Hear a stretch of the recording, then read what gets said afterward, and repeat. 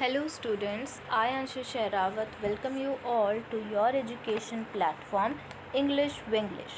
Students, today I am going to teach you a grammatical chapter that is preposition. Many students think that it is very easy topic and you should not give more importance to it. But my dear, I want to tell you that it is not that much of easy that you think. Many words in preposition confuse you and you will not able to get where to put those words like amongst, into, underneath, between, etc. etc. So I am here to finish your confusion.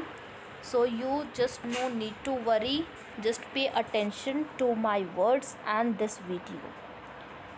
I want to tell you that please note down the material which I am showing to you, because this material will help you when there is only one day left before your exam and you have to revise all the thing in a short. Okay students, for revision at that time it will be very fruitful to you. Now proceed for the lesson. What is preposition basically? A preposition is part of speech in English grammar that is a word or set of words that indicates the location or some other relationship between a noun or pronoun and also other parts of a sentence. A preposition shows the relationship between a word in the sentence and the word that is the object of the preposition. Preposition is also known as the biggest little word in English because of its important functions. Students, basically propositions होता क्या है? Preposition एक part of speech है English में, जो कि एक word भी हो सकता है और एक कई सारे वर्ड्स का एक समूह भी हो सकता है जो कि लोकेशन को इंडिकेट करता है या फिर और भी अलग अलग रिलेशनशिप्स होती हैं नाउन और प्रोनाउन के बीच में, या फिर अलग जो भी अदर पार्ट होते हैं ना सेंटेंस के, उनके बीच में कोई किसी भी तरह की रिलेशनशिप उसे इंडिकेट करता है. ओके स्टूडेंट्स, और जो प्रपोजिशन है वो शो करता है relationship between a word in the sentence. कोई भी एक वर्ड है सेंटेंस में, उसके साथ कोई भी किसी भी तरह की रिलेशनशिप हो रही है उसे इंडिकेट, उसे शो करता है. And the word that is the object of the preposition, और कोई भी जो प्रपोजिशन का ऑब्जेक्ट है उसे भी वो शो करता है, इंडिकेट करता है. प्रपोजिशन को हम द बिगेस्ट लिटिल वर्ड भी बोलते हैं. और ये हम क्यों बोलते हैं? हम इसे इसलिए बोलते हैं क्योंकि इसका जो इम्पोर्टेंट फंक्शन है ग्रामर में, स्पेशली इंग्लिश ग्रामर में, उसकी वजह से हम इसे प्रपोजिशन को हम द बिगेस्ट लिटिल वर्ड बोलते हैं. Types of propositions. There are some prepositions that are common in every type of preposition as they function in a versatile way. Those types of preposition are given below in the table. So students, now we will study the type of prepositions. So पहला type क्या है? Prepositions of time. Time को relate करने के लिए, time को refer करने के लिए, टाइम के साथ टाइम की जो रिलेशनशिप होती है किसी नाउन या प्रोनाउन के साथ एक सेंटेंस में, उसे रेफ़र करने के लिए, उसे इंडिकेट करने के लिए हम इन वर्ड्स का, इन प्रपोजिशंस का इस्तेमाल करते हैं. जैसे after, around, at, before, between, during, from, on, until, at, in, from, since, for, during, within. Now second type of preposition is preposition of place.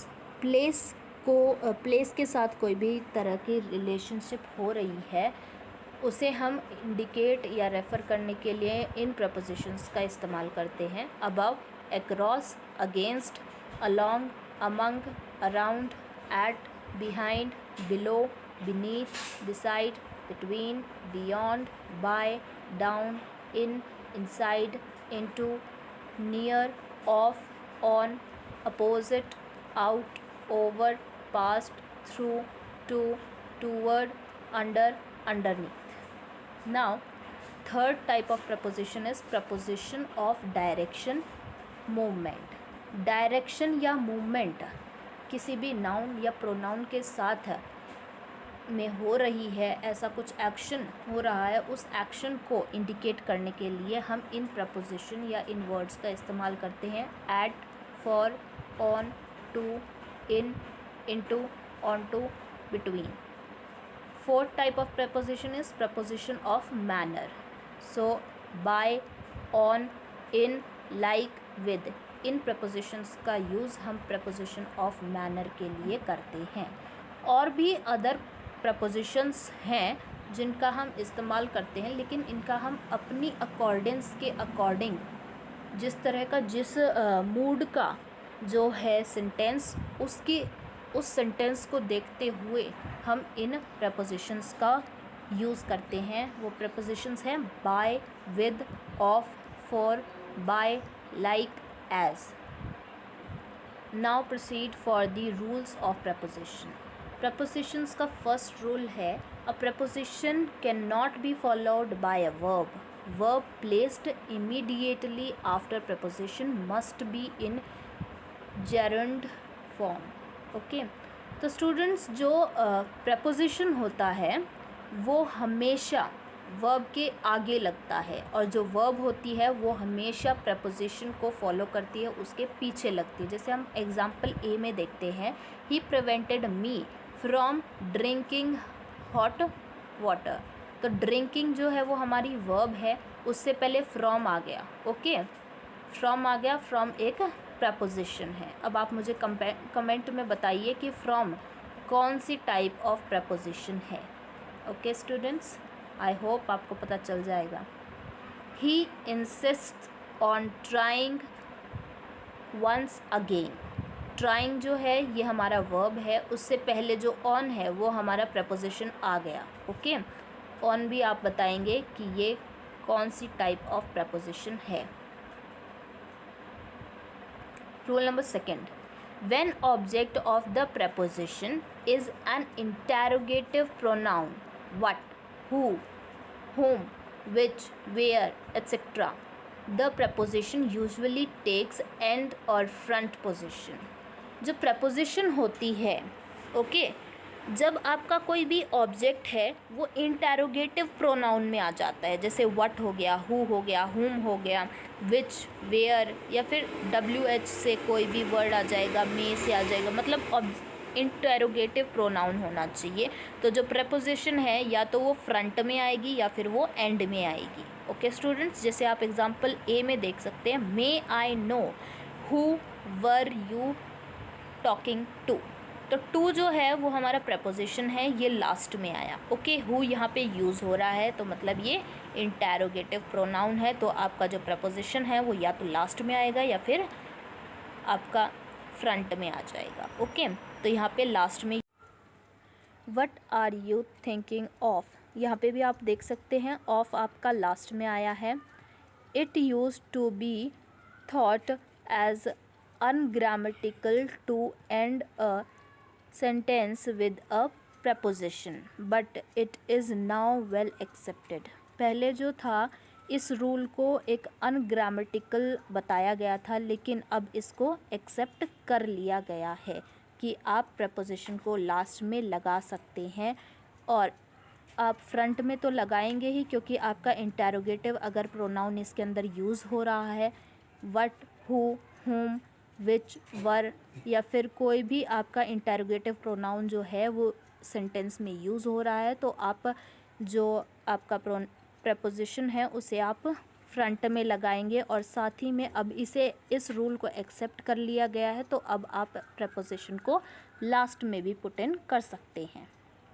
Rule number third, when object of the preposition is a relative pronoun that the preposition takes end position. तो जो आपका object है preposition में वो relative pronoun आ जाता है, जैसे कि दैट आ जाता है, तो जो प्रपोजिशन है वो एंड में चला जाएगा. जैसे कि आप यहाँ पे एग्जाम्पल ए में देख सकते हैं, here is the magazine that you asked for.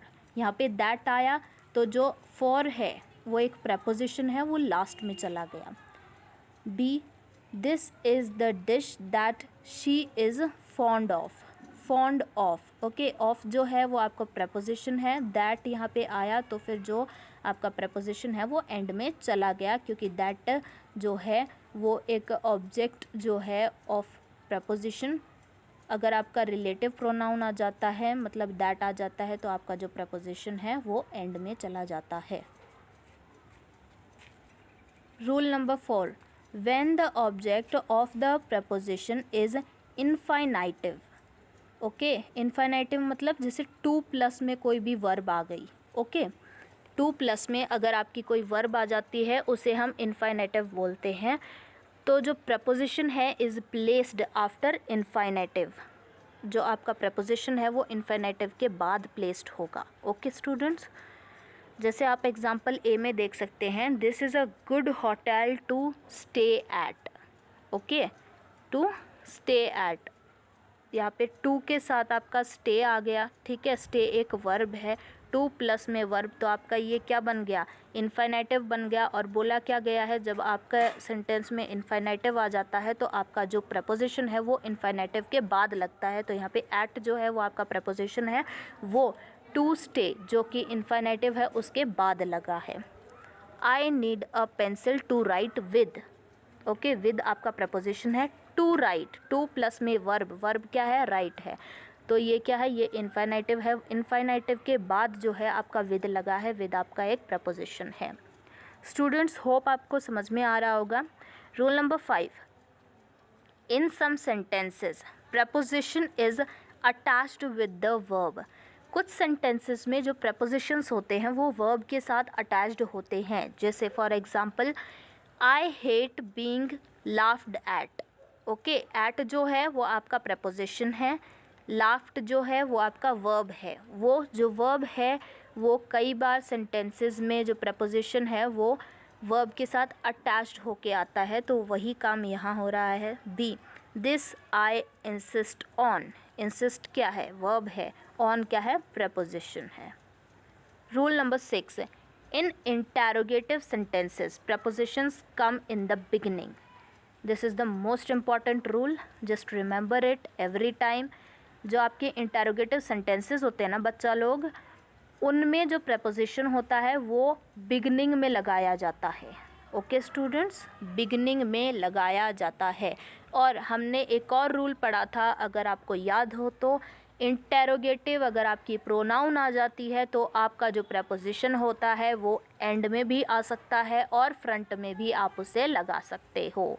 I hope आपको याद होगा, ओके। और ये कौन सा रूल था ये मुझे कमेंट में बताओ फटाफट अब। तो आप यहाँ पे एग्जांपल में देख सकते हो, by which train did you come, okay, by जो है वो क्या है, वो आपका preposition है, तो जो preposition है वो इंटेरोगेटिव सेंटेंसेस में आगे लगता है। For whom was instructions given, ठीक है, तो फॉर क्या है, वो आपका preposition है, और whom was instructions given ये आपका एक इंटेरोगेटिव सेंटेंस था। तो according to rule number 6, in interrogative sentences आपको अपनी जो preposition है वो बिगनिंग में लगानी है। Now we will see some uses and examples of some prepositions, important prepositions। Students, ये मैं उन prepositions का यूजेस और उनके एग्जांपल्स बता रही हूँ जिनमें बच्चे अक्सर कंफ्यूज होते हैं कि हम इसमें क्या पुट इन करें। तो students, be and pay attention, be concentrated. At, in, on, इन तीनों prepositions का यूज़ और एग्जांपल हम यहाँ देखते हैं। ये क्या करते हैं, ये टाइम को रेफ़र करते हैं, ठीक है। एट कब यूज़ होता है, जब आपको एक प्रिसाइज जो है टाइम आपको दिया रहता है सेंटेंस में, तब आपका जो एट है वो यूज़ होता है। इन जो होता है वो लॉन्ग पीरियड के लिए, सेंचुरीज़ के लिए, ईयर्स के लिए, मंथ्स के लिए, इनको इंडिकेट करने के लिए, रेफ़र करने के लिए इन जो है आपका यूज़ होता है। ऑन कब यूज़ होता है, डेज़ के लिए, डेट्स के लिए। अगर आपको डेट दी हुई है वहाँ पे 26 जनवरी करके दिया हुआ है तो आपको ऑन preposition वहाँ पे उस सेंटेंस में यूज़ करना है। कोई डे आपको दिया गया है, on Monday, on Saturday, okay, तो आपको ऑन लगाना है। ओके स्टूडेंट्स, आई होप आपको इन तीनों का यूजेस समझ में आ गया होगा। और जो एट, इन, ऑन है वो कैसे एक प्लेस को रेफ़र करते हैं वो भी हम देखते हैं। एट जो है वो यूज़ किया जाता है फॉर अ पॉइंट, ठीक है, एक पॉइंट के लिए यूज़ किया जाता है, ठीक है। जैसे आप एग्जांपल देख लीजिए, एट शोज़ स्टेशनरी पोजीशन और existing state while in shows moment. Okay, जो इन होता है वो आपकी मोमेंट को रेफ़र करता है, और जो एट होता है वो आपकी स्टेशनरी पोजीशन, जहाँ पे आप अभी एग्जिस्ट कर रहे हो उस स्टेट को मेंशन करता है। जैसे आप यहाँ पे देख सकते हो कि she is at home. At home मतलब यहाँ पे ये दिखा रहा है कि जो शी है उसकी एक्सिस्टिंग स्टेट वो अभी स्टेशनरी पोजीशन में कहाँ है, अपने घर पे है, तो वो एट वहाँ पे इसलिए आया है। The train is in motion, ठीक है, वो मोशन में है, तो इन जो है वो आपका मोमेंट को रेफ़र करने के लिए यूज़ होता है। ओके स्टूडेंट्स, नाउ इन जो है वो यूज़ होता है आपका फॉर एन एनक्लोज्ड स्पेस, ठीक है, किसी एनक्लोज्ड स्पेस के लिए यूज़ होता है। At for small place, town etcetera. At जो है वो छोटी प्लेसेस के लिए यूज़ होता है, जैसे टाउन हो गया, कोई विलेज हो गई। ओके, वाइल जो इन होता है वो बिग प्लेसेस के लिए इस्तेमाल होता है, जैसे कि टाउन्स हो गया आपका, बड़े टाउन्स होते हैं, ठीक है, सिटी हो गई, कंट्री हो गई। ओके, इनके लिए आपका इन यूज़ होता है। जैसे अब आप एग्जांपल्स में देख सकते हो, ही लिव्स एट अलवर इन राजस्थान। इन क्या है, बहुत बड़ा है, ठीक है, बहुत बड़ा क्या है, राजस्थान बहुत बड़ा है, इसलिए यहाँ पे इन आया है, और अलवर छोटा है इसलिए वहाँ पे एट आया है। इसमें कई बार बच्चे कंफ्यूज होते हैं, so don't confuse in that. Okay, a temple is situated at Madurai in Chennai. Chennai क्या है, बहुत बड़ा है मदुरई से, ठीक है, तो चेन्नई के आगे इन लगा और मदुरई छोटा है इसलिए वहाँ पे एट लगा। ओके, ऑन जो है, on is used for a surface, एक सरफेस के लिए यूज़ होता है। The cat is on the floor. Okay, on क्या है, ऑन वहाँ पे यूज़ हुआ, फ्लोर क्या है, सरफेस है, ऑब्वियस सी बात है। ओके, इसलिए वहाँ पे ऑन आया।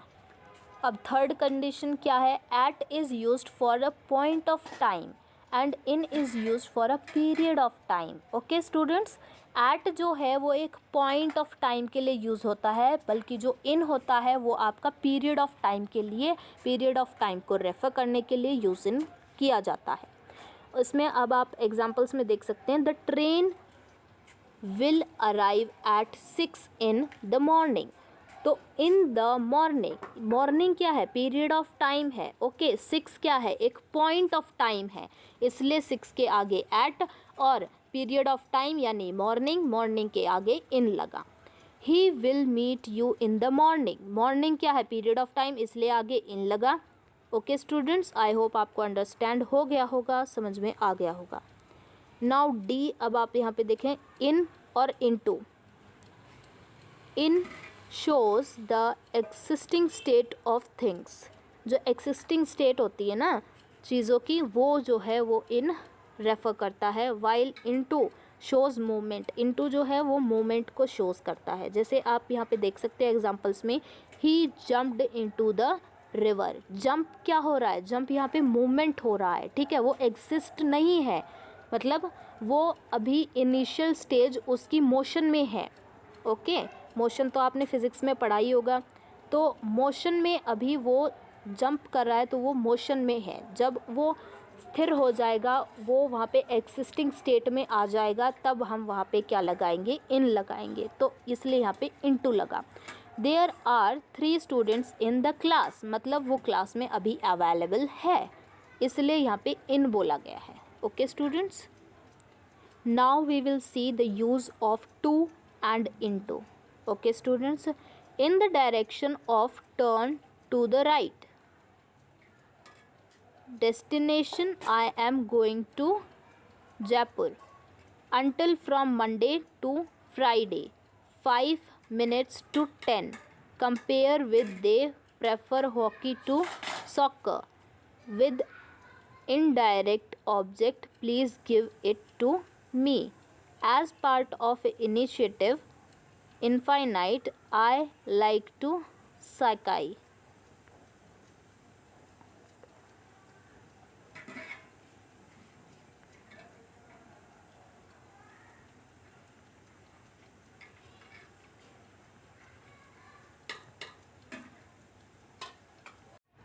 Now we will see the use of on and onto. तो स्टूडेंट्स ऑन जो है वो दोनों मोमेंट के लिए यूज़ होता है, दोनों स्टेट्स के लिए यूज़ होता है। जब एक ऑब्जेक्ट एक्सिस्टिंग पोजीशन में होता है तब भी हम ऑन यूज़ कर सकते हैं, और जब वो मोशन में होता है, मूवमेंट कर रहा होता है, तब भी हम ऑन प्रपोजिशन यूज़ कर सकते हैं। जैसा कि अब आप एग्जांपल्स में देख सकते हो, he was sitting on his bag. तो सिटिंग, अभी वो सिट कर मतलब वो मूवमेंट में है, तो इसलिए भी यहाँ पे ऑन आया। Now next example, snow fell on the hill. On can also be used as an adverb. This is the most important thing. On को आप एक एडवर्ब के रूप में भी इस्तेमाल कर सकते हो। अभी देखते हैं हम go on, come on. On to जो होता है वो यूज़ किया जाता है when there is moment involving a change of level. ठीक है, लेवल का चेंज हो वहाँ पे। जैसे people climbed on to their roofs, मतलब वहाँ पे लेवल का चेंज हो रहा है। अब रूफ़ के थ्रू वो क्लाइम कर रहे हैं, तो रूफ़ के थ्रू वो क्लाइम कर रहे हैं, तो फिर वो ऊपर जा रहे होंगे, तो उनके लेवल में कुछ चेंज आ रहा होगा। उस चेंज को रेफ़र करने के लिए यहाँ पे ऑन टू का जो प्रपोजिशन है उसका इस्तेमाल हुआ। He lifted her on to the table. अब हम देखते हैं विद और बाय का यूज़। विद जो है, with is used for instrument के लिए यूज़ किया जाता है, बल्कि जो एजेंट के लिए यूज़ किया जाता है वो होता है बाय का प्रपोजिशन। ओके स्टूडेंट्स, जैसे कि अब आप एग्जांपल्स में देख सकते हो, the snake was killed by him with a stick. Okay, with a stick. A stick क्या है? एक इंस्ट्रूमेंट है, इसलिए उसके आगे विद लगा। और हिम क्या है? हिम एक एजेंट है, इसलिए उसके आगे बाय लगा। The letter was written by Suresh with a pencil. With a pencil, a pencil क्या है? एक इंस्ट्रूमेंट है, ऑब्जेक्ट है। ओके, इसलिए उसके आगे विद लगा। और जो सुरेश है वो एक पीपल है, एजेंट है, इसलिए उसके आगे बाय लगा। Now we will see the uses of between and among. Between जो होता है बच्चा लोग, वो यूज़ किया जाता है दो पर्सन्स या थिंग्स के लिए। ठीक है, जब आपके पास दो थिंग्स या दो पीपल्स होते हैं, उनको रेफ़र करने के लिए हम बिटवीन प्रपोजिशन का इस्तेमाल करते हैं। हाँ, दो से ज़्यादा भी हो सकते हैं, लेकिन जो डेफिनाइट नंबर होता है ना, वो हमारे माइंड में होना चाहिए। और जो दो से ज़्यादा नंबर्स होंगे उनका एक क्लोज़ रिलेशनशिप होना चाहिए, एसोसिएशन होना चाहिए एक दूसरे के साथ। जैसा कि अब आप देख सकते हो कि so the example is he distributed his property between his two daughters. यहाँ पे टू डॉटर्स थी, ठीक है, तो इसलिए यहाँ पे बिटवीन प्रपोजिशन का इस्तेमाल हुआ। वेयर एज अमंग में क्या होता है? अमंग में दो से ज़्यादा लोग होते हैं, दो से ज़्यादा चीज़ें होती हैं, इसलिए हम अमंग प्रपोजिशन का इस्तेमाल करते हैं। और जो डेफिनाइट नंबर होता है वो हमारे माइंड में कभी नहीं होता है। ओके, जैसे अब आप यहाँ पे एग्जाम्पल में देख सकते हो, he was happy to be among friends again. अब यहाँ पे आपको डेफिनाइट नंबर नहीं पता कि कितने फ्रेंड्स, वहाँ पे फ्रेंड्स बोला गया है, तो ऑब्वियसली दो से ज़्यादा ही होंगे, क्यों अमंग आ रहा है, लेकिन कितने होंगे ये नहीं पता। Okay, definite number is not mentioned over there and also in our mind. Now let's move to the use of among and amongst. Both have the same meaning, दोनों का एक जैसा ही मीनिंग होता है। Either of them can be used if followed by the. दोनों में से कोई भी यूज़ किया जा सकता है अगर वो द के बाद हमें लगाना पड़े तो। If followed by a word beginning with a vowel amongst be used. अगर द के बाद हमें कोई भी अमंग या अमंगस्ट में से वर्ड प्रपोजिशन लगाना पड़ जाए तो हम कोई भी लगा सकते हैं। लेकिन अगर जो वर्ड इसके आगे, मतलब अमंग या अमंगस्ट के आगे लगने वाला होगा, वो जो है वो एक वॉवल कंटेन करता है, मतलब वो स्टार्ट होता है, वो एक वॉवल होता है, वो एक ANIOU इन वर्ड से अगर वो वर्ड स्टार्ट होता है तो उसके पीछे ऑलवेज अमंगस्ट लगेगा. This is the most important thing you have to remember. Okay students, so this is all about preposition. I hope this video help you, and if you like my video then like it. If you don't like then don't like it. You can tab on that dislike button, and please don't forget to mention the topics in which you are most confusing and you want me to explain them.